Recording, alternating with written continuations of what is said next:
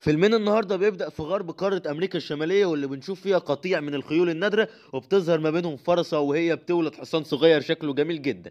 وبنشوف وقتها الحصان ده وبنعرف إن اسمه سيبر واللي بيظهر إنه متحمس جدا لاكتشاف العالم. وبعدها بنشوف سبيرت اللي بيفضل يجري مع قطيع الخيول وكمان بيروح يلعب مع الخيول الصغيرة وهو سعيد ومبسوط. وبينبهر سبيرت جدا لما بيشوف قطيع الطيران وهما بيشربوا من البحيرة، وعلى الرغم من ضخامة حجمهم ما بيكونش سبيرت خايف منهم، وكمان بيفضل انه يلعب مع الزعيم بتاعهم. وبتعدي الايام وبيكبر سبيرت وبنشوفه هو بيتسابق مع صديقه النسر، وبالفعل بيقدر سبيرت انه يتفوق عليه. وبنعرف وقتها ان سبيرت بقى هو قائد قطيع الخيول وكمان بيكون هو المسؤول عن حمايتهم. وفي يوم من الايام بيظهر اسد مفترس واللي بيكون عاوز يصطاد الخيول الصغيره اللي موجوده في القطيع، وفعلا بيبدا الاسد انه يطاردهم علشان ياكلهم. ولكن فجاه بيجي سبيرت وبيمنعه على اخر لحظه، ويبدا سبيرت انه يهجم على وبيبدأ سبيرتو انه يهجم على الاسد بشراسة. وبعد معركة كبيرة بيقدر سبيرتو انه يوقع الاسد على الارض وبيطارده لحد ما بيخليه يهرب من مكان تواجد القطيع. وبسبب اللي حصل ده بتروح والدة سبيرتو معاها باقي القطيع يحيوه على شجاعته. بيظهر بعدها سبيرتو وهو سعيد جدا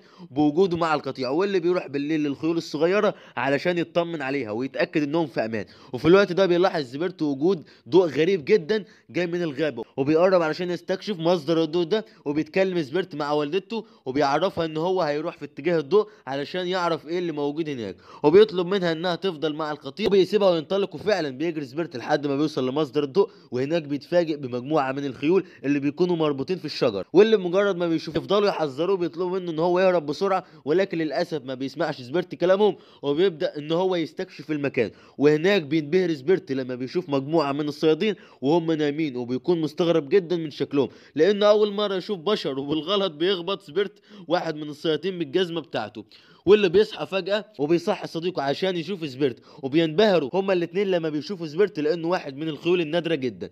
وبيفضل سبيرت يستكشف كل المعدات بتاعته لحد ما بيصحى زعيم الصيادين، ولما بيحاول الزعيم انه يمسكه بيجري سبيرت بسرعة علشان يهرب منه.